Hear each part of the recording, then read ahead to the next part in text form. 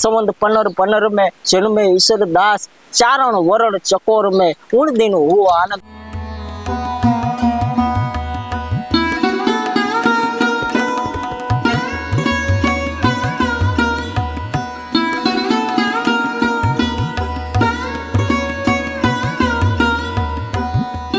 तो के बारहट तो बारे वहे, खेत नो खूंदे पार का, अणचिथे उजड़ बहे, लखण से गवार का। कोक कही गया ने अमे कहीशी एम नहीं, पण एनी तो भात ज जुदी होय, एना तो केळा ज जुदा होय।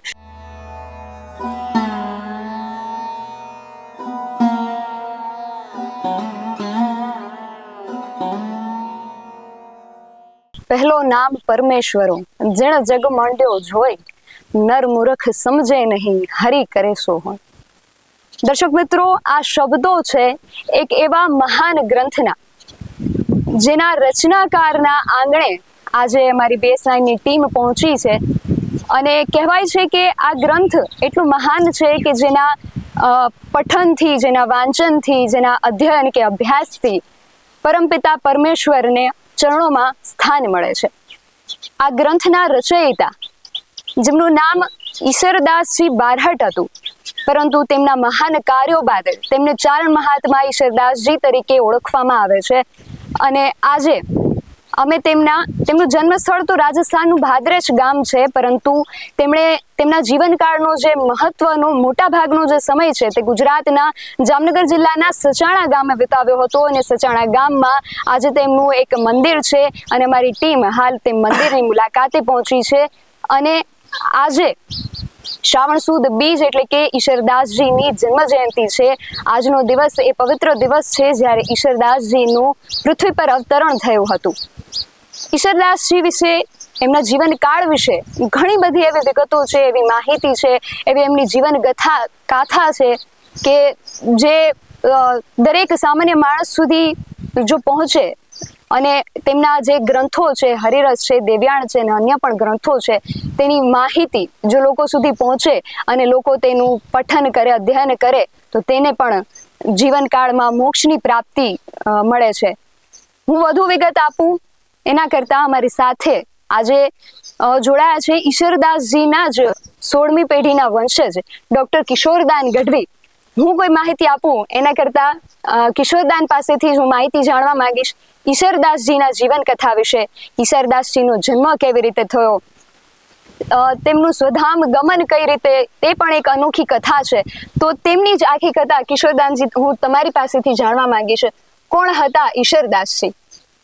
નમસ્કાર મિત્રો।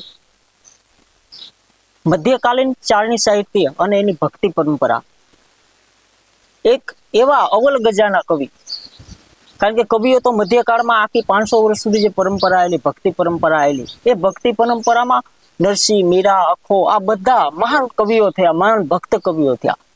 પણ ઈશ્વરદાસજી આજે જેના સાનિધ્યમાં આપણે બેઠા છીએ એ ઈશ્વરધામ ખાતે, એ ઈશ્વરદાસજી વિશે તો મધ્યકાલીન ચારણી સાહિત્ય અને સમગ્ર ભારતીય સાહિત્ય જેની નોંધ લીધી છે એવા કવિને એના માટેનો એક દુહો છે બેન, કે કવિઓ તો કઈક થયા અને જેની બ્રહ્માંડ પોગી વાત। ઘણા કવિઓ થયા મધ્યકાળમાં જે પરમ તત્વ સુધી પહોંચ્યા, પરમ તત્વની જેને પ્રાપ્તિ કરી, પણ કવિઓ તો કઈક થયા અને જેની બ્રહ્માંડ પોગી વાત। પણ એક ઈશ્વરથી ઉજળી જગમાં આખી ચારણ જાત, કે ચારણોને જેને રૂડા લગાડ્યા, ચારણી પરંપરા જે ચારણી સાહિત્ય છે એવી સાધના કરી આ ચારણે। કારણ કે ભક્તિ પરંપરા, શક્તિ પરંપરા એ ચારણોનો ધર્મ છે। શક્તિ આયા જન્મે, પરંપરા એ છે હજારો વર્ષોની પરંપરા છે। આદિશક્તિ આવડે હિંગળાજ કરણીથી માંડીને જે મઢડાજી શતાબ્દી ઉજવી એ સોનલ સુધી માંડો તો એ આખી પરંપરા છે ચારણોની। તો એ તો છે જ શક્તિ પરંપરા। 18 વર્ણની કુળની દેવીઓ થઈને અમારી દીકરીઓ, ચારણોની દીકરીઓ બેઠી છે, એ પરંપરા તો યશોજ્વલ પરંપરા છે। પણ એ પરંપરામાં સોનામાં જેમ સુગંધ મળે એવી કોઈ પરંપરા હોય ભક્તિ પરંપરામાં, ચારણી સાહિત્યની પરંપરામાં, તો એવા ચારણ મહાત્મા ઈશરાસો પરમેશ્વરનું જન સમાજે જેને બિરુદ આપ્યું છે, ઈશરાસો પરમેશ્વર, કે પરમ તત્વ ઈશ્વરને પામવો કે ઈશ્વરને પામવો બેને સમાન કક્ષાએ મૂકી દે, આવી જેની ભક્તિ પરંપરા છે મધ્યકાળમાં, એ ચારણ મહાત્મા ઈશ્વરદાસજી, ઈશરાસો પરમેશ્વર ઈશ્વરદાસજી બારહટ, કે હરિરસ અને દેવ્યાણના ગ્રંથ શ્રીમદ ભાગવત, દેવી ભાગવત, એનો જે સાર નીકળે બેન, એ સાર જ્યાં નીચવાય અને એમાંથી જે અર્ક તૈયાર થાય એવો કોઈ અર્ક હોય તો એ હરિરસ ગ્રંથ છે. કારણ કે શરૂઆતથી માંડી, આરંભથી માંડી અને એના અંત ભાગ સુધી તમે વયા જાઓ એટલે ખબર પડે કે ચારણ ઈશ્વરનું સ્મરણ કઈ રીતના કરે. આ દેહમાંથી, આ મનુષ્ય અવતારમાંથી, આ આવાગમનમાંથી, આ ફેરાફંડમાંથી જો છૂટવું હોય તો મનુષ્યએ શું કરવું જોઈએ? એની આખી જે પરંપરા છે, ભક્તિ પરંપરાની નવધા ભક્તિ આવી જાય. એમાં તમામ પ્રકારના જે ભક્તિના સાર છે એ ચારણ મહાત્મા ઈશ્વરદાસજીએ હરિરસમાં મૂક્યા છે. અને પાછી માને હમણાં મેં વાત કરી એમ કે ચારણો કાયમ શક્તિના માં ભગવતીના પક્ષપાતી રહ્યા છે. એ ચારણોએ શક્તિ પરંપરાને પણ યાદ કરીને ઈશ્વરદાસજી પણ ચારણ, આવો રૂલો ચારણ, રોહડ રાયા, જેને રોહડ રાયા એવું બિરુદ આપવામાં આવ્યું. કારણ કે બાર હટ તો બારે વહે અને ખેતરનો ખૂંદે પારકા. ચારણી સાહિત્યમાં એક આવી યુક્તિ છે કે બારહટ એટલે રોહડિયા વંશ જે છે અને બારહટ પદ જેને મેળવતા એ પરંપરામાં જ્યાં ઈશ્વરદાસજી જે પરંપરામાં આવે છે કે બારહટ કેવા તો કે બારહટ તો બારે વહે ખેતરનો ખૂંદે પારકા અણચિથે ઉજળ બહે લખણ છે ગવારકા. કોક કહી ગયા ને અમે કહીશું એમ નહીં, પણ એની તો ભાત જ જુદી હોય, એના તો કેળા જ જુદા હોય. એવી ચારણી પરંપરાની મધ્યકાળની જે આખી વાત આવે અને એમાં ઈશ્વરદાસજીનું નામ આવે ત્યારે રાજસ્થાનનો મારવાડ પરગણું અને અહીંયાનું ભાદરેશ ગામ અને એના જન્મ વિશેના દુઆઓ છે જે માહિતી મળે છે. સંવન 15 में જન્મે ઈશ્વરદાસ, ચારણ વરણ ચકોર में ઉણદીનો હુઓ ઉજાસ. કે ચારણી પરંપરામાં વિક્રમ સંવત 1515 ભાદરેશમાં મારવાડ પરગણાનું ભાદરેશ ગામ ત્યાં ઈશ્વરદાસજીનો જન્મ થયો. પિતાજી સુરાજી અને માતા અમરબાઈની કુખે. અને એવા ચારણે ભક્તિ પરંપરામાં શું એને પૈપાન પાયા છે એના માતા પિતાએ કે એવો ચારણ જન્મ, ઈશ્વરની જેને પ્રાપ્તિ થઈ, ઈશ્વર સુધી પહોંચ્યો, ઈશ્વરાસો પરમેશ્વરા જેને કેવા પડ્યા, એ પરંપરામાં ચારણ આવે અને એ મારવાડ મૂકી, રાજસ્થાન મૂકી, ભાદરેશ મૂકી, પોતાની જન્મભૂમિ મૂકી અને યુવા અવસ્થાએ આ ગરવા ગિરનાર ઉપર, જુનાગઢના ગિરનારે કાકા સાથે યાત્રાએ આવે. અને તમે વિચાર કરજો મિત્રો કે કેવી એ પરંપરા હશે ચારણોની અને કેટલો પવિત્ર ચારણ હશે ઈશ્વરદાસજી કે લક્ષ્મણજીના હાથે, લક્ષ્મણજીનો જે અવતાર છે એ જુનાગઢના ગરવા ગિરનાર બાતે બેઠો છે, ધૂણો ધકાવી ઊંધી દિશામાં ધોવાણો હાલે છે. આખી વાત છે એ પરંપરામાં એના હાથે જેને કાવ્યના પૈપાન કર્યા છે. ખુદ લક્ષ્મણજી આવે, લખણેશ લડાતમ કવિ દાદ અમારા યાદ કરે, એ પરંપરાના લક્ષ્મણ જતી આવી અને જે પૈપાન કરાવે કાવ્યના કે લે ઈશ્વરા પીજાને આમ કહીને આમ ઘૂંટણો માંડે, ત્યાં તો હરિરજ, ત્યાં તો અવતાર ચરિત્ર અને પરંપરા આખી ઉતરે, દેવિયાણના પાઠો થવા માંડે. એ આખી પરંપરા ઉતરીને એ પરંપરામાં ઈશ્વરદાસજી મારવાડ છોડી કાકા અરે યાત્રાએ જયારે આવેલા જુનાગઢમાંની ગરવા ગિરનાર ઉપર લક્ષ્મણ જતીના ધોણે જઈ અને એના હાથે પ્રસાદ લીધો. પછી એ ચારણે સમગ્ર સૌરાષ્ટ્ર ને સમગ્ર ગુજરાતને ગાંડું કર્યું, આખી એક પરંપરા રચાણી. અને અહીંયા કચ્છમાં કેરાકોટ કચ્છ એ વખતનું ન્યા જઈ અને કવિપદ પામે, એ કચેરીમાં રહે અને વારંવાર ચારણો હંમેશા ગુણના ગ્રાહક છે. ગુણને કોઈ દિવસ જેના ઉપર એનો ઉપકાર હોય ચારણો એને કોઈ દી નથી ભૂલા. હરિરસના દુઆ છે એની સાક્ષી પૂરે જેના ગુરુને યાદ કર્યા. નકર આ તો ચારણો તો પ્રશસ્તિ કરવી એનો ધર્મ હતો, કદાચ એ ભૂલી ગયો ઈશ્વરને, માને, શક્તિને, કદાચ એ પરંપરામાં જાય કંઈક ચારણો જે છે એ રોંગ ટ્રેક ઉપર ચડી ગયા છે. કારણ કે એનું લોહી છે એનું પ્રશસ્તિ કરવી રાજા મહારાજાઓની. અને ઈશ્વરદાસજી જ્યાં સુધી કચ્છમાં હતા ત્યાં સુધી એ જ પરંપરા હતા. જાવડરામની આરે જયારે હતા કચ્છમાં એ જ પરંપરા હાલતી હતી. અહીંયા રાજનીતિના કાવા દાવા હતા, અહીંયા શત્રુતાની વાત હતી, અહીંયા મારકૂટની વાત હતી. ત્યારે ઈશ્વરદાસજી એ જ વાત કરે છે કે હું મારી ચારણની પરંપરા નહીં મૂકું. રાજનીતિજ્ઞ પણ સારા હતા, એના સલાહકાર હતા, માત્ર રાજકવિ નહીં. કેરાકોટ કચ્છમાં જયારે ઈશ્વરદાસજી જામ રાવણના મિત્ર અને વિદ્યાગુરુ પણ અને બે સમવયસ, રાજા મોટો હોય એનાથી નાનો કવિરાજ હોય કે પદ હોય નાના, પણ બે સમવયસ્ક અને બંને મિત્રો. અને એ જયારે આખી ઘટના બની કચ્છમાં રાજનીતિક પ્રેરિત, ત્યારે ઈશ્વરદાસજી એમ કહેતા હતા કે જામ મારકૂટ અને વેરજ લેવા છે કે શાંતિથી અને ઈશ્વરનું સ્મરણ થઈ શકે, પરમ તત્વનું માં ભગવતી આશાપુરાનું કુળદેવીની મોમાઈનું સ્મરણ થાય એ રસ્તે ચાલવું છે. અને આખી પરંપરા જળવાની. અને આ બધા જાણો છો હરિરસના ગ્રાતાઓ ઈશ્વરદાસજી સાથે જોડાયેલા, સૌરાષ્ટ્ર સાથે જોડાયેલા કે પિતાંબર ભટ્ટ ગુરુએ એ તુલસી કિયારની વાય તલવાર લઈને બેઠેલા એને મારવા કે જો આ માથું નો હલાવે, આ પાડી દે તો અહીંયા મારે હવે જામમાં મારે રાજસ્થાન પાછું જવાની જરૂર નથી, મારું બધું અહીંયા ગોઠવાઈ જાય, જામની કચેરીમાં ગોઠવાઈ જાય, કચ્છમાં ગોઠવાઈ જાય.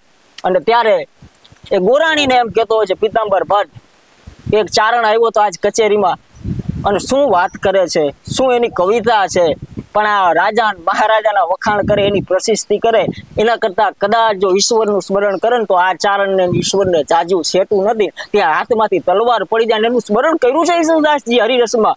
લાગા હું પહેલો લડું અને પિતાંબર ગુરુ પાય, વેદ મહારસ ભાગવત પાયો જેને પસાય. કે પરમ તત્વ સુધી લઈ જનારા હે ગુરુવાર, હે પિતાંબર ભટ્ટ, હું તારું સ્મરણ ક્યારેય ન ભૂલી શકું. તને યાદ કરવો જ ઘટે. અને આજીવન યાદ કર્યા. અને એ આખી પરંપરા આયલી. અને પછી જે આખી ભક્તિની પરંપરા જે ટ્રેક પકડ્યો ઈશ્વરદાસજીએ, અને માનવતાના શ્રીમદ ભાગવત ગીતા અને એ પરંપરામાં, કારણ કે જીવન જે છે, જીવનની જે સાર્થકતા છે એ ઈશ્વરદાસજી હરિરસમાં કહે છે કે માનવ અવતાર મળ્યો માનવ કુળમાં તો કિધ નહીં કે દાર પ્રાગ જમુના નહીં પાયન સેતુ બંધ રામેશ ભટકતો ભૂમિ આયો ગયા ને નાયો ગંગ. અરે દાન કુરુક્ષેત્ર ન દીધો ચુહાયરો નહીં જગદીશ કર્મ ભવ બંધન કીધો. તન પાયો સુલભ માનવ તણો ન અંતર પ્રેમ ન પાહ્યો. ઈશ્વરો ભજરે આત્મા એક ગોવિંદ ગુણ ન ગાહ્યો. ઈશ્વર સુધી લઈ જનાર પિતાંબર ભટ્ટને યાદ કરી અને પરમ તત્વને પામવાની જયારે વાત આવે એ ઈશ્વરદાસે કરી. અને પછી હરિરસ, પછી દેવયાણ, અને અહીંયા આવી હાલારમાં આવી કચ્છ મૂકી દીધું. ઈશ્વરદાસજીના કહેવાથી ઇતિહાસ સાક્ષી પૂરે છે કે કોઈ રાજપૂત, કોઈ ક્ષત્રિય, કોઈ રાજવી એના મિત્રના કહેવાથી, એના કવિરાજના કહેવાથી, એના રાજનીતિક સલાહકારના કહેવાથી રાજને મૂકી દે કચ્છનું. કે તો હવે અહીંયા જો વેરઝેર જ હોય, અહીંયા મારામારી જ હોય તો કવિરાજ આપણે આ નથી કર્યું. ત્યારે ચારણ એમ કહેતો હતો ઈશ્વરદાસજી બારહટ કે હવે આ મારામારી અને વેરઝેર કરવું જ આમ એના કરતા હાલને આપણા ભાગનું આપણે ક્યાંક જડી જાય છે.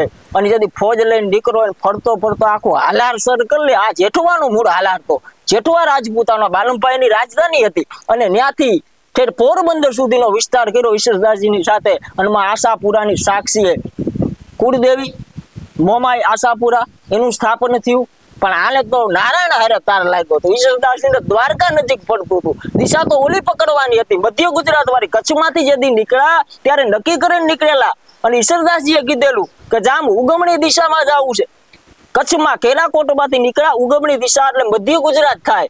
પણ ના, એ એમ નો હાલ્યા, આ દિશામાં હાલ્યા. કારણ કે ઈશ્વરદાસજીને દ્વારકાધીશ બોલાતો હતો. તારે ઈશ્વર, તારે મારે હવે છેટવું પડે છે. એટલા માટે તેના હાલારને સર કર્યું. ને હાલારમાં રાજધાની નવાનગર, નવાગઢ, ખંભાળિયા કરતા કરતા જામનગરમાં જયારે સ્થાપન થયું. અને એની સાથે જોડાયેલા બધા પ્રસંગો કઈ કેટલા એવી વાતો છે ઈશ્વરદાસજી હારે જોડાયેલી કે ઈશ્વરદાસજીને પરમ તત્વ સુધી પહોંચાડે છે. આ પરમ તત્વ સુધી પહોંચવાની જે કથાઓ છે એ કથાઓમાંની કેટલીક કથાઓ એવી છે કે સતત ઈશ્વરદાસજીને આપણે તમે એના જીવનમાંથી પસાર થાવ, હરિરસ અને દેવિયાણમાંથી પસાર થાવ ત્યારે ખબર પડે કે આ મનુષ્યને, ચારણને ઈશ્વરા સો પરમેશ્વરા પરમ તત્વ પદ એમને ન મળે. એની કરણી હશે, એની કથની હશે, એ પરંપરામાં આવ્યા. અને પછી દ્વારકાધીશને હાવ નજીક આવી. અને આ દરિયા મંદિરની પાછળ જ દરિયાને જેને પાવ પખાડે છે એના મોજા અવાજ હજી અહીંયા સંભળાય છે. એ આ દરિયામાં આવી ઈશ્વરદાસજીને નારાયણને સામું આવવું પડ્યું. વિચાર કરજો, જગતનો એકમાત્ર દાખલો છે. જગતભરના સંતો, મહંતો, કવિઓ, મહારથીઓ, સારથીઓ કઈક થયા, પણ એકમાત્ર એવો ચારણ નીકળો, એવો કવિ નીકળો, એવો ભક્ત નીકળો કે નારાયણને ખુદ આવવું પડ્યું. ઈશ્વર ઘોડા જોકિયા, આ મહાસાગર કી માય, તારણ હારે તારિયાન સાયા પગડી બાય, હાલ ઈશ્વર હવે તારા વિના રહેવાતું નથી. તો આ પરંપરા અને વિક્રમ સંવત 1600 જન્મ 1515 અને આ હચાણાની ધરતીમાં હું તમે જ્યાં બેઠા છીએ જેના સાનિધ્યમાં, એ સાનિધ્યમાં સંવંત 16, 22 બુદ્ધ અને ચૈત્રી 9મી મધુમાસ આ એની સાક્ષી પૂરે છે દુહો. ઈશ્વરદાસજીનો નિર્વાણ દિવસ છે. આ સમુદ્રમાં, જે સચાણાના સમુદ્રમાં જેને ગમન કરેલું, નારાયણ જેને હાથોહાથ લેવા આવેલો, ઈશ્વર ઘોડા જોકિયા, મહાસાગર કી માય, તારણ હારો તાર છે હવે સાયા પકડી બાય, સંવંત 16, 22 બુદ્ધ અને ચૈત્રી 9મી મધુમાસ, કવિ ઈશ્વર ઉધરે વિશ્વ કરો વિશ્વાસ, સંવંત 1622 અને ચૈત્ર માસ અને 9મના દિવસે ઈશ્વરદાસજી છે આ સમુદ્રના મહાસાગરમાં, હિન્દના મહાસાગરમાં નારાયણના હાથ પકડી અને સ્વર્ગારોહણ સુધી પહોંચેલા એ ઈશ્વરદાસજીની આ ધરતી છે. એના વંશજો છે. અને સૌ હરિરસ અને દેવિયાણ ઘર ઘર સુધી પહોંચે. અને આ કડી કાળમાં ભવતારણ થવા માટે, અદધીને તરવા માટે હરિરસ છે, મહાન ગ્રંથ છે, દેવિયાણ મહાગ્રંથ છે. ઈશ્વરદાસજીને આજે એમની જન્મ જયંતિ છે અને 565મી જન્મ જયંતિ છે, ત્યારે એમને યાદ કરીએ છીએ, એમના ચરણોમાં વંદન કરીએ છીએ. ખૂબ સરસ એમની જીવન કથા, જેમના જન્મથી માંડીને એમના સમુદ્ર ગમન સુધીની તમે વાત કરી. પણ જ્યાં સુધી મને ખબર છે કે એમના જન્મની જે કથા છે એ પણ કંઈક અનોખી હતી અને કંઈક મહાન સંતના આશીર્વાદથી ઈશ્વરદાસજીનો જન્મ થયો હતો. તો તમારી પાસેથી એ કથા વિશે જાણવા માંગીશ કે એમના જન્મ પાછળ શું કારણ હતું ને શું આશીર્વાદથી એમનો જન્મ થયો હતો. ચારણી પરંપરામાં એક તો હમણાં વાત કરીએ, એક અનાદિકાળથી યુગોથી એક શક્તિની પરંપરા આવે છે અને એની સાથે સાથે હાલતી એક પરંપરા છે એ કવિવરોની છે, ભક્તોની છે. બે પખા ઉજળા, ભક્તિ અને શક્તિ, બેયમાં ચારણો અવ્વલ છે, એનો ક્યાંય જોટો ન મળે. એ જ પરંપરામાં ઈશ્વરદાસજીને અવતરણનું કારણ કે ભક્તિ પરંપરા છે, એની સાથે જોડાયેલા ચારણત્વ છે. એ ચારણત્વને સિદ્ધ કરવાની જ્યારે વાત આવે, એને વ્યક્ત કરવાની જ્યારે વાત આવે, ત્યારે કોઈ અવતાર ધારણ કરીને આવે. સામાન્ય માણસનું કામ નથી, કારણ કે આ કડી કાળમાં, આ યુગમાં કોઈને તમે પરમ તત્વ સુધીનું પદ આપી દો કે આ પરમ તત્વ છે, આ પરમાત્મા છે, એનો અંશ છે, એ અંશની પરંપરાએ લઈ જવું હોય ત્યારે એના તથ્યો જોઈશે, એના લોજિક જોઈશે. તો એ લોજિકને સાબિત કરે, એ તથ્યોને, તર્કને સાબિત કરે એવી કથા ઈશ્વરદાસજીના જન્મની, કે ઈશ્વરદાસજીનું અવતરણ જે છે આ ધરા માથે, મારવાડની ધરા, વીર પુરુષોની ધરા, અહીંયા જે ભક્તિ પરંપરા રચાણી. કારણ કે વીરત્વ એ તો સતત ભારત ભૂમિનું ખમીર છે, આપણું ગૌરવ છે અને એને નતમસ્તક વંદન છે. પણ એ પરંપરામાં જ્યારે ભક્તિ પરંપરા ભળે ત્યારે કવિ કે એમ કવિના જ શબ્દોમાં, ઈશ્વરદાસજીના જ શબ્દોમાં કહે કે સોનો ઓર સુગંધ, સોનામાં સુગંધ મળે. કારણ કે ચારણત્વ અને આ જીવન વિશે ઈશ્વરદાસજીના હરિરસના અને એના જીવન વિશે તમે એમાંથી પ્રસાર થશો એટલે તમને ખબર પડશે કે ચારણી પરંપરામાં ચારણત્વના તમામ જે ગુણો છે એ ઈશ્વરદાસજીમાં છે. વીરત્વના, કારણ કે ચારણો કાયમ હંમેશા ક્ષત્રિયો રાજવીઓ સાથે બેઠા, એ નબળી વાત નહીં કરે, ક્યારે યુદ્ધ માટે એને પ્રેરશે. પણ પરિસ્થિતિ એવી આવશે ત્યારે એમ કહે છે કે હવે મૂકી દેવું છે, કે વેર ઝેર જ કરવું છે, હવે પરમ તત્વ સુધી પહોંચવું છે, કે હવે આ બધું મૂકી દેવું છે. ને એક ઝાટકામાં મહારાજ એમ કહેતા હોય કે કવિરાજ હવે તમે કયું એમ કરી અને કચ્છનું રાજ મૂકી અને આ તરફ ગતિ કરતા હોય ને અહીંયા આખું સામ્રાજ્ય ઊભું કરે. અને એ સમયમાં, એ યુગમાં આ જામનગર સ્ટેટ જેવું કોઈ સમૃદ્ધ નહોતું અને એના દાખલા છે ને અમે બધા એના સાક્ષીઓ છીએ કે આજ 550 વર્ષ, 565મી આ જન્મ જયંતિ છે ઈશ્વરદાસજીની. તો સૌથી મોટા એમનો જે પરિવાર ઈશ્વરદાસજીનો અને એના ગરાસના જે ગામો છે, આપણી પાસે યાદી છે, હરીશમાં પણ યાદી આપી છે, એના જીવન કોનમાં પણ યાદી આપી છે કે કેવડી એના પરિવારની લીલી વાડી ઈશ્વરદાસજીની. એનું કારણ કે જેટલી જમીનો, જેટલી જાયદાદો, જેટલી જમીનો એમને મળી છે, જાગીરો જેટલી મળી છે. કારણ કે જે ગામ ગણાવા બેસીએ, સચાણા, વીરવદરકા, અજનાડી, રંગપર, મકવાણા, ધુનાના ગામ, આંબલા, ઈશ્વરિયા, વરસડા, આ તમામ ગામો અને આજ દિવસ સુધી ઈશ્વરદાસજીના જે વંશ પરંપરા, એના વારસો જે છે એ આજ દિવસ સુધી પણ એમને કમાયેલી જમીન ખાય છે. એમની જે પરંપરામાં, એમની જે મહેનત હતી, એમને જે પરમ તત્વની સાધના કરી, શાસ્ત્રત્વનું રક્ષણ કર્યું, એક રાજનીતિજ્ઞ તરીકે, એક કવિરાજ તરીકે સૌથી મોટો ફાયદો એમની આજ અમે પ્રજા છીએ. અમને પણ પૂજે છે માણસો, તમે ઈશ્વરદાસજીના સંતાન છો, અમને પણ માન ભરી નજરથી જોવે છો. તો એ ભક્તિ પરંપરાને સાર્થક કરવા માટે થઈ અને આખી જે ચારણી પરંપરાની વાત છે એ ઈશ્વરદાસજીનો જન્મ છે અને થયો છે સાર્થક. આજ 550 વર્ષ, 565 વર્ષ પછી પણ જો ઈશ્વરદાસજી ભૂલાતા ન હોય, ઈશ્વરદાસજી જીવંત હોય, સમગ્ર ભારત વર્ષમાં રાજસ્થાન, ગુજરાત, સૌરાષ્ટ્ર, મધ્યપ્રદેશ એવં મોટા ભાગના જે રાજ્યો છે ત્યાં ઈશ્વરદાસજી પહોંચ્યા છે અને ઈશ્વરદાસની રચનાઓ પહોંચી છે. આ છે એમના જન્મનું કારણ કે વિશેષ પ્રાવધાન સાથે, એક વિશેષ ઉદ્દેશ્ય સાથે એમનો જન્મ ઈશ્વરદાસજી બારહટ તરીકે થયો છે. એવું કહેવાય છે કે ઈશ્વરદાસજીનો જે જન્મ થયો હતો તે જન્મની પાછળ એક સંતના આશીર્વાદ છે અને તેમના ગામની અંદર જ્યારે ઈશ્વરદાસજીના બા અને બાપુજી જે હતા એ નિસંતાન દંપતી હતા અને તેમને આ સંતના આશીર્વાદ સ્વરૂપે ઈશ્વરદાસજી સંતાન તરીકે મળ્યા હતા. તો તે પાછળ આ શું કથા હતી? જી જરૂર. ચારણી પરંપરામાં પરચાઓ, ચમત્કારો અને એ કાયમ જોડાયેલી વસ્તુ છે. કારણ કે એ ભારત વર્ષની 18 વર્ણની કુળદેવી તરીકે ચારણની દીકરીઓ છે. તો એમાં સ્વાભાવિક વાત છે કે એની સાથે ચમત્કારો જોડાયેલા, કારણ કે જગત ચમત્કાર વિના ક્યારેય નમસ્કાર કરતું નથી. તો એ જ પરંપરામાં ઈશ્વરદાસજી સાથે પણ એવી ઘટના છે કે એમના જન્મ માટે એમના માતા પિતા હતા સુરાજી અને અમરબા, એમને સંતાન નહોતા અને એ વખતે એ પ્રદેશમાં, હજી આજની સ્થિતિમાં એ પ્રદેશ એવો છે મારવાડનો એ પ્રદેશ એવો છે, એ પરંગણું એવું છે બાડમેરનું કે ત્યાં હજી આજની તારીખમાં ત્યાં વિકાસ નથી. તો એ વખતમાં એ વિસ્તારમાં એ રહેતા અને એ ચારણી પરંપરામાં જીવતા એક પવિત્ર આત્મા સુરાજી રોહડિયા, અને એમને સંતાન નહીં ત્યારે ઈશ્વરને આરદા, કુળદેવીને આરદા, હજી ત્યાં દેવળના મંદિરો હજી છે, આદિ દેવળના આદિ આવળના મંદિરો છે એની ઉગમણી દિશામાં ભાદરેશની. ત્યાં ક્યારેક જઈ તો આપણે જોઈ શકશું કે એનું જો સ્થાપન કરતા હોય સુરાજી કે મારી ઘરે સંતાન નથી, મારી ઘરે પારણું બંધાય, અને એવો એક ચારણ આવે કે જગત આખું એને યાદ કરે. હું કે મારો પરિવાર કે મારા પત્ની કે મારા ભાઈઓ નહીં, પણ આખું વિશ્વ આખું બ્રહ્માંડ જેને નામ લે, અને એવા ઈશ્વરદાસજીનો જન્મ થાય ત્યારે જ્વાલાગીરીજી એમ કીધું તો આવી અને પ્રસાદ રૂપે કે माँ तुम्हारे यहाँ ऐसा बच्चा होगा जिसे पूरा जगत याद करेगा. અને એની પ્રસાદી રૂપે ઈશ્વરદાસજીનો જન્મ થાય એમના આશીર્વાદથી. અને આવીને એમને કીધેલું, અને એ જ રીતના જે સમય, જે તિથિ, જે વાર જઈને કહીને ગયેલા ઋષિવર જ્વાલાગીરીજી, એ જ પ્રમાણે ઈશ્વરદાસજીનો જન્મ વિક્રમ સંવત 1515 ભાદ્રેશમાં થયો. અને એને સંદર્ભના દુહાઓ છે, કેટલી રચનાઓ મળે છે લખેલી સમકાલીન કવિઓની, એના સમયના કવિઓની, અને એમાં ઈશ્વરદાસજીની જન્મતિથિ વિશેનો અને આ સંવત અને વિક્રમને જોડતો દુહો પણ છે. સંવત 15 में जन्मे ईश्वरदास चारण वरण चकोर में उन दिनों वो आनंद के विशेष हेतु સાથે, વિશેષ આશીર્વાદ સાથે એ ચારણી પરંપરાને, જે પરંપરામાં એનું ઘડતર થવું જોઈએ એ પરંપરામાં ઘડતર થઈ અને ઉજળો કરે સમગ્ર ચારણ સમાજને, ભક્તિ પરંપરાના ભક્તોને ઉજળો કરે એવા અવતાર થયો એનો. અને એમના આશીર્વાદ જ્વાલાગીરીજીના હતા, એ વાત સત્ય છે. ઈશરા સો પરમેશ્વરા, એવું કહેવાય છે કે ઈશ્વરદાસજી જે હતા એ જાણે પરમાત્માનો અવતાર હતા, પરમ તત્વ હતા.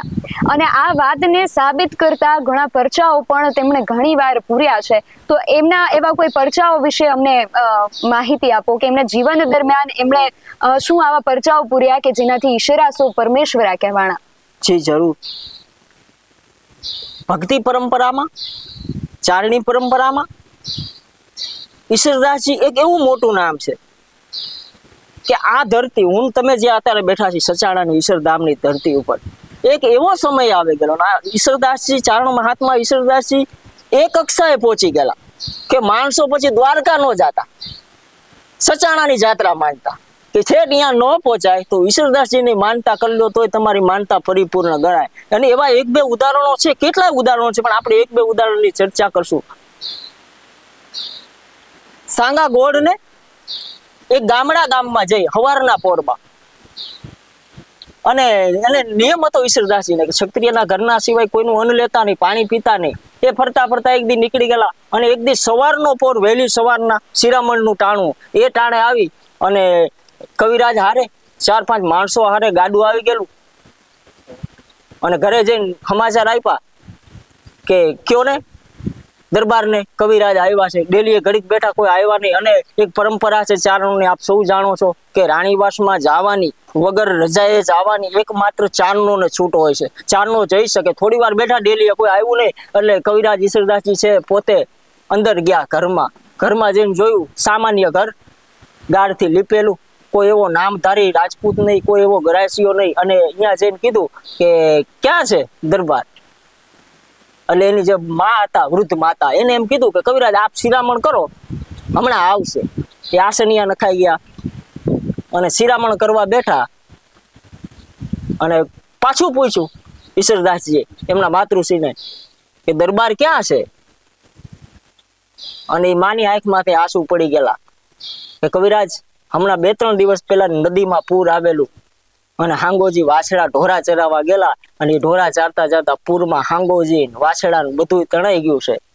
અને કવિરાજ આમ રોટલાનો બટકો ઈશ્વરદાસજી હાથમાં લેતા હતા, એ રોટલો હાથમાંથી મૂકી દીધો કે ના, હાંગા વિના હવે શિરામણ નો થાય. કવિરાજ ગાંડા થાવમાં નદીમાં તણાઈ ગયો, અને 3 દિવસ થયા છે. અને એની ઓસરીમાં બેઠા બેઠા નારાયણનું એમને સ્મરણ કરેલું, પરમ તત્વનું સ્મરણ કરેલું કે હે નારાયણ, મને જે કામડીનો કોળ દઈને ગયો છે કવિરાજ, વર્તા તમે પધારો ત્યારે હું તમને તમારા હાથમાં, મારા હાથે બનાવેલી કામડી દઈશ. એ ઈશ્વરદાસજી એ ઓસરીમાં બેઠા એ ગ્રાસિયાના ઓસરીમાં બેઠા નારાયણનું સ્મરણ કરે. જેમ કવિઓ કે જેમ પ્રજાશ મંડલમ સમસ્ત પાપ કંડલમ સુગુચ્ચ પુચ્છ મસ્તકમ સુણાદુ વેલું હસ્તકમ નમામિ કૃષ્ણ નાગરમ, એ અખિલ બ્રહ્માંડના નાથને યાદ કર્યો. અને એ હજી યાદ કરે, સ્મરણ કરે. જોજો ઈશ્વરદાસજી સાથે જોડાયેલી જે ઘટનાઓ છે એની વાત છે, એની દંતકથાઓ છે એની વાત છે. એ તણાઈ ગયેલા 3 દિવસ પહેલા નદીના પટમાં વાછડા હોતા તણાઈ ગયેલા એ ગરાસિયાને બચાવવા માટે નારાયણનું સ્મરણ કર્યું ઈશ્વરદાસજીએ. અને એની માં એમ કહેતી હતી, બુદ્ધિ માં એમ કહેતી હતી, ચારણ કવિરાજ ગાંડા થવામાં હાંગોજી તણાઈ ગયા, એને 3 દી થયા છે, હવે નો જડે, હવે તો એને યમનો પૂરમાં જતા રહ્યા છે. અને ત્યારે ઈશ્વરદાસજી ઓસરીમાંથી ઊભા થઈને એમ કહે છે કે બતાવો એ કઈ જગ્યા. અને માણસો એ નદીના કિનારે લઈ જાય છે અને ત્યાં જઈને ઈશ્વરદાસજી એમ કહે છે કે એ નારાયણ, મને કામડીના કોલ માટે, મને કામડીનો કોલ દઈને ગયો છે. તારે એની યારે જે હોય, એની આવડતા કેટલી હોય, એની આયુષ્ય કેટલી હોય, મારે એની હારે લેવા દેવા નથી. પણ મારે આજે એનું મારે જરૂર છે. મને કામડી નો દે તે હું આ ગામમાંથી જવાનો નથી, આમ ધરતીનો મૂકવાનો નથી. એને આવવું પડશે, તારે લાવવો પડશે, લાવવો પડશે, લાવવો પડશે. અને નદીની ભેખડમાંથી હાંગોજી ગોળ અને વાછડા બધાય સજીવન થઈને નીકળ્યા. ને એના દુહા છે, મમ રાખણ મરજાદ વાછાયો હોતો વેરાઉત. કે વેરાઉત ના દીકરા, મને જે કોલ આપ્યો છે, નારાયણ તને જે કોલ આપી દે આવા ગમનનો, તું નથી ભૂલતો. મને ચારણ ને તારા ભક્ત ને કોલ આપ્યો છે, કવિરાજ વર્તા તમે પધારો, ત્યારે કામડો તમારો તૈયાર હશે. તો સજીવન કર્યો, એના ઉદાહરણ છે, એના દાખલા છે, એના પ્રમાણો મળે છે. જી ખૂબ સરસ. અને તમે જેમાં વાત કરી કે ચારણો કાયમ શક્તિ ઉપાસના કરતા હોય છે, પણ ઈશ્વરદાસજીની વાત કંઈક અલગ હતી કે તેમણે કાયમ કાળિયા ઠાકરને, દ્વારકાધીશને જ્યારે ભજતા હતા અને હરિરસ જ્યારે દ્વારકાધીશને સ્વયં હાથો હાથ જ્યારે સોંપ્યો, ત્યારે રૂક્ષ્મણીજી રિસાઈ જાય છે, મીઠી રીસ કરે છે કે મારો દીકરો છે તું તારા બાપને જ પૂછે છે અને મને કેમ ભૂલી જાય. આ શું કથા હતી રૂક્ષ્મણીજી સાથે મીઠી રીજની? હા, મેં હમણાં વાત કરી એમ કે ચારણો કાયમ શક્તિ પ્રત્યે એને અનન્ય પ્રેમ છે, માને છે પરમ તત્વને. કઈક ભક્તો થયા છે, નારાયણને એની વાત કરી છે. એ જ પરંપરામાં ઈશ્વરદાસજી બારટની પરંપરા, એના પછી 150 વર્ષે આવી અને ચારણ મહાત્મા નરહરદાસજી બારટ અવતાર ચરિત્ર નામનો મહાન ગ્રંથ લખ્યો. અને 24 અવતારની, અહીંયા તો હરિરસમાં યાદી કરી છે અવતારોની, પણ વિશેષ ભાર તો એને રામ અને કૃષ્ણના અવતાર ઉપર મૂક્યું છે. પણ ચારણ મહાત્મા નરહરદાસ બારહટે અવતાર ચરિત્રમાં 16,861 છંદોનો મહાન ગ્રંથ લખ્યો અને 24 અવતારની વાત કરી. ભક્તિ પરંપરામાં નારાયણને પૂજવામાં, ઈશ્વરને પ્રતિપાદિત કરવામાં ચારણો માને છે, પણ ચારણોનો હંમેશા માં શક્તિ પ્રત્યે, ભગવતી પ્રત્યે, આ તત્વ પ્રત્યે તો વિશેષ એનો ભાવ રહેલો છે. અને હમણાં છેલ્લી શતાબ્દીના જે કવિ છે, કવિ કાગે, એમને સરસ રીતે શુદ્ધ ભાષામાં કીધું કે ભાન બે ભાનમાં તુજને રટતા વિચારી બાપનું નામ દીધું. અમે ભાનમાં હોય ત્યારે તો તારું સ્મરણ કરી છે, પણ એ પરંપરામાં ન હોય, એ સ્થિતિમાં ન હોય, તો અમે ચારણો માં સિવાય કોઈનું સ્મરણ નથી કરતા. હવે ઈશ્વરદાસજીનો અનન્ય ભાવ કૃષ્ણચંદ્ર પરમાત્મા પ્રત્યે, દ્વારકાધીશ પ્રત્યે અને હરિરસ નામનો જે મહાન ગ્રંથ લખ્યો, ત્યારે ભગવતીને એમ થયું કે દીકરા અમારા, તમે ઓળખાવો અમારા નામે, અમે લાડ અમને કરાવી, તમે નારાયણને કહી દેજો, જેને કેવું હોય તમે કહી દો છો. એ પરંપરા અમારો રાજીપો છે કે અમારા ધાવણને તમે ઉજળું કરો છો, પણ તમે માત્ર એનું સ્મરણ, ઈશ્વર જેવો ઓલિયો કક્ષાનો પરમ તત્વ પામનારો ચારણ માત્ર નારાયણનું સ્મરણ કરશે અને એ માને ખુશ કરવા માટે. જોજો ચારણો કોઈ દિવસ કોઈ રાજવીઓની પ્રશસ્તિ ખોટી કરતા જ નથી. એ તો એના ગુણને માને છે, એના તત્વને માને છે અને મા પ્રત્યે તો અનન્ય પ્રેમ છે. અને દેવીયાણ નામનો જે મહાન ગ્રંથ છે, એ દેવીયાણ ગ્રંથ ત્યારે લખાય છે કે માં લે, બાપને તો રાજી કર્યો અને તારું તો અમે ધાવણ ધાવ્યા છીએ. અને એના કરતા હવાયો ગ્રંથ દેવીયાણ, જેને દુર્ગા સપ્તમી દેવી ભાગવતનું સાર કહેવામાં આવે છે, એવું દેવીયાણ લખ્યું. કારણ કે શક્તિને કાયમ ચારણો માને છે. ભગવતી જે એને જરૂર પડે છે, યુદ્ધના આહવાન કરાવવા હોય, ભક્તિ પરંપરામાં એનું સ્મરણ કરવું હોય, એ આગળ તો માને જ કરે છે. હરિરસમાં એ માને આગળ કરી, રીધિ સીધી દિયણ કોહલા રાણી અને બાળા બીજ મંત્ર બ્રહ્માણી વયણ યુક્તિ દે અવિરલ વાણી પળા કૃતજમ સારંગ પાંગા. હે માં, હું નારાયણનું સ્મરણ કરું, પણ તારા આશીર્વાદ હશે, તારા જો વરદ હશે, તું જો અમી દ્રષ્ટિ કર, તો હું એનું ચરિત્રને આલેખી શકું, નારાયણનું સ્મરણ કરી શકું. એ પરંપરામાં માને રાજી કરવા, એક ચારણ જેથી રાજી કરતો હોય, હવને માં હોય, હવને કુળદેવી હોય, પણ એ કુળદેવી પાછી ચારણની હોય. ચારણ જેથી એને લાડ લડાવા બે, ત્યારે એ શક્તિને, એ દેવીયાણમાં, દેવી પરંપરામાં એ ભક્તિને જળ થળ પ્રકૃતિના તમામ સ્થિતિ લય અને પ્રલયના જે ચિત્રો છે, ચારણના ચિત્તમાં જે હોય છે એ તમે એનો અભ્યાસ કરો, એમાંથી પસાર થાવ ત્યારે કારણ કે એ ચારણ ખબર છે એને કે શક્તિનું પ્રાગટ્ય કેવી રીતના થાય, નજીકથી જાણનારો આય તત્વને, શક્તિ તત્વને, મહાશક્તિને, પરાશક્તિને નજીકથી કોઈ જાણનારું આ સૃષ્ટિમાં હોય તો એ ચારણ છે.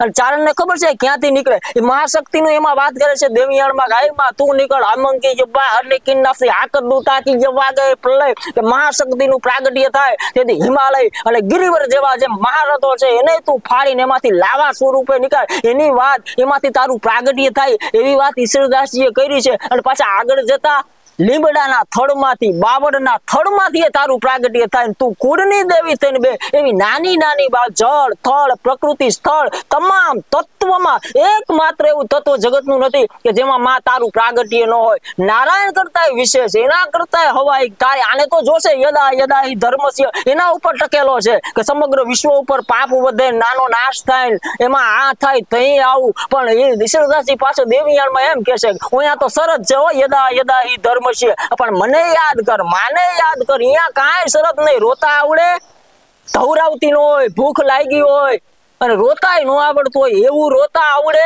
મોઢામાં અંગૂઠો લઈને રોતા આવડે કે હા લે મોઢામાં અંગૂઠો ને આવીને તેથી આવું પડે શક્તિ ને રમજોડ જાંજર પાય રણકત ઠણકત કામની અને એમ બીજું ગળલે હાલો હુલ્લડ લડક ભોજા ના બીજું બડી ટોળા ગાય હિલોડા મોજરા ઈ રમક જમ જમ ઠમક ઠમ ઠમ ગુગર ગમ ગમ આઈના ઉદો ઉદો આશાપુરી, ઉદો ઉદો આશાપુરી એમ કરી અને દેવિયાણનું સમાપન કરે. એ ભગવતીને રાજી કરવા ચારણી પરંપરામાં બધા રાજી કરતા હોય, મા પ્રત્યે, કુળની દેવી પ્રત્યે, શક્તિ પ્રત્યે સૌને અહોભાગ્ય હોય. પણ ઈશ્વરદાસજી જેવો ચારણ, કવિત્વને સિદ્ધ કરનારો ચારણ, ચાણત્વને સિદ્ધ કરનારો ચારણ જેથી શક્તિની આરાધના કરે, માને લાડ લડાવે, તો દેવિયાણથી ઉત્તમ ગ્રંથ ચારણી સાહિત્યમાં બીજો કોઈ હોઈ ન શકે. એ પરંપરામાં એ ગ્રંથ લખાયેલો છે. વાહ, ઈશ્વરદાસજીના સમગ્ર જીવનની જે કથા છે, તેમના જન્મથી માંડીને તેમના મહાન કાર્યો સુધી આપણે દરેક માહિતી મેળવી. પણ એમના જે સ્વધામ ગમનની જે કથા છે તે પણ કંઈક અનોખી છે કે જે સંતો મહંતો હોય છે તેમને સમાધિ દેવામાં આવતી હોય છે, તેમના જે દેહાવસાન જ્યારે થાય છે ત્યાર પછી હિન્દુ પરંપરા મુજબ અગ્નિ સંસ્કાર દેવાતા હોય છે કે સમાધિ દેવાતી હોય છે. પણ ઈશ્વરદાસજીનું જે સ્વધામ ગમન હતું એ પણ કંઈક અલગ હતું અને તેમણે સમુદ્રમાં પોતાના ઘોડા સહિત ગમન કર્યું હતું. તેની કથા કિશોરદાનજી આપની પાસેથી જાણવા માંગીશ કે શું હતું આ ઈશ્વરદાસજીની જે સ્વધામ ગમનની જે યાત્રા હતી. આખો એનો પરિવાર જેટલો એનો મેં હમણાં ગામો ગણાવ્યા અને અહીંયા જે રહેતા એ બધાના સચાણાની ધરતીમાં બોલાવ્યા કે હવે મારે વિદાયનો સમય થઈ ગયો છે. એમની દીકરીઓ જે હતી થરપારકરમાં પરણાવેલી એને બોલાવી લીધેલી કે મારે હવે સમુદ્રાગમન કરવાનું છે, મારે આ દેહ છોડી દેવા છે. અહીંયા બધા જેમ જોવે, આખો પરિવાર જેમ જોવે, હસતા મુખે સફેદ અશ્વ ઉપર આરૂઢ થઈ ઈશ્વર ઘોડા ચોકિયાન મહાસાગર કે માય તારણ આરા તારિયાન સાયા પકડી બાય સંવંત 16 22 બુધ ચૈત્રી 9મી મધુમાસ કવિ ઈશ્વર ઉધરે વિશ્વ કરો વિશ્વાસ. આખું ગામ જોવે, આખો પરિવાર જોવે, હસતા મુખે દ્વારકાધીશના જે હિન્દનો મહાસાગર નારાયણના જે પગ પખાડે છે ઓલી દિશામાં અને આ દિશામાં ઈશ્વરદાસજીને લઈ અને હસતા મુખે લઈને નારાયણને જે તેડવા આવવા પડે એ પરમ તત્વ, એની આખી એક ઘટના જ જુદી છે. વિરલ ઘટના છે. કારણ કે ભાગ્યે જ મને તો લાગતું નથી કે કોઈ આવી ઘટના તમે આની સાથે સરખાવી શકો. એકમાત્ર ઈશ્વરદાસજી અને એટલે ઈશ્વરા પરમેશ્વર ઈશ્વર ઘોડા ચોકિયાન મહાસાગર કી માય નારાયણને જેને લેવા આવવા પડે એ એક વિરલ ઘટના છે. અતિ ઉત્તમ. ઈશ્વરદાસજી એક એવી મહાન આત્મા હતા કે જેમના જન્મથી માંડીને તેમના સ્વધામ ગમન સુધી તેમનું આખું જીવન ચરિત્ર છે જે એક અનોખી કથા રહ્યું. તેમના જન્મની આપણે પણ માહિતી મેળવી કે જન્મ પણ એવી કંઈક અલગ રીતે થયો હતો અને સ્વધામ ગમન પણ એક અનોખી રીતે તેમને કર્યો. અને દ્વારકાધીશના અને માતા શક્તિના પરમ ઉપાસક એવા ઈશ્વરદાસજીની જીવન કથા વિશે આજે આપણે ડોક્ટર કિશોરદાન ગઢવી પાસેથી જાણ્યું. શું નામ છે આપનું પહેલા તે જણાવો. મારું નામ હરેશદાન ગુલાબસંગ ઈસરાણી ગઢવી.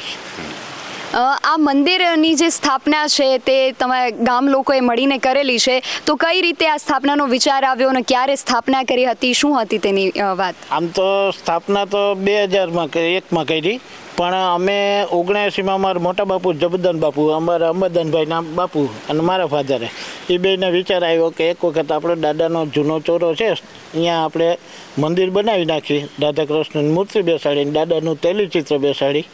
એટલે એ વિચાર 84માં ફળીભૂત થયો. 84થી ચાલુ કર્યું છે દાદાનું રામનવમી ઉજવવાનું. રામનવમીના દિવસે ઈશ્વરનવમી ઉજવી છે 1984થી 2000 સુધી જૂના ગામમાં સચાણામાં જ ઉજવતા. એ વખતે 84થી 2000 વચ્ચે પાછો આ વિચાર આવ્યો કે આપણે ગામ નોખું વસાવી.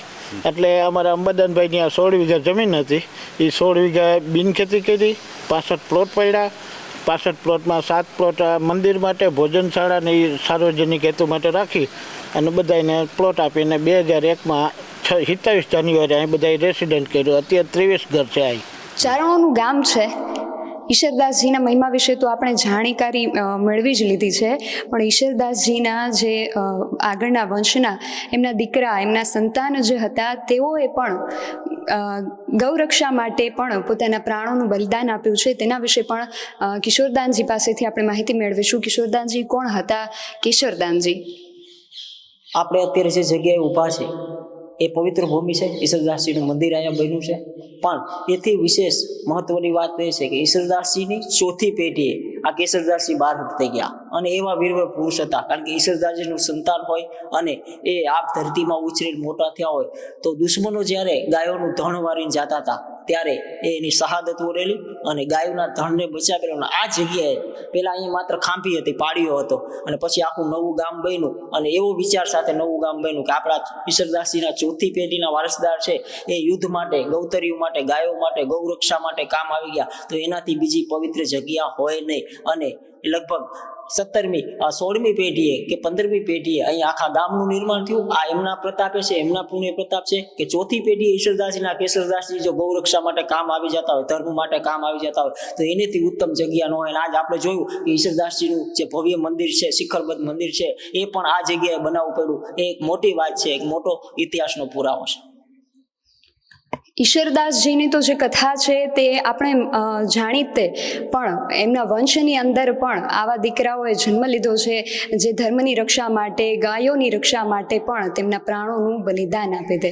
દર્શક મિત્રો, જો તમારે માતા કરણીના જો દર્શન કરવા હોય તો તમારે રાજસ્થાન દેશનો કરણીજીનું જે મંદિર છે ત્યાં જવું પડે. પણ ઈશરદાનનું જે ગામ છે સચાણાની અંદર પણ ગુજરાતનું એકમાત્ર કરણીજીનું મંદિર આવેલું છે, તેના દર્શન કરો. આવા જ વધુ અહેવાલો સાથે મળતા રહીશું. ત્યાં સુધી જોતા રહો બેસાઈન ટીવી ન્યૂઝ. નમસ્કાર.